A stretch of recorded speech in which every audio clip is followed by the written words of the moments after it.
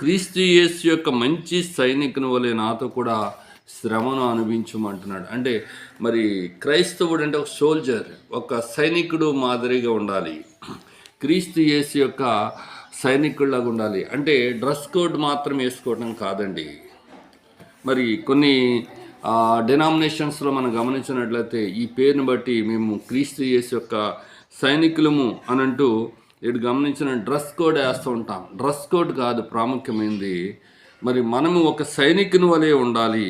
అంటే మరి సైనికుడు ఏం చేస్తాడు అంటే శ్రమను అనుభవిస్తాడు. అలాగే క్రీస్తు సైనికుడు కూడా ఏం చేయాలంటే శ్రమ అనుభవించాలి. ఎలాంటి శ్రమ అంటే 4వ వచనం, సైనికుడు ఎవడును యుద్ధమునకు పోనప్పుడు తను దండులో చేర్చుకుని వానిని సంతోషపెట్టవలనని ఈ జీవన వ్యాపారములలో చిక్కుకొనడు అని రాబడింది.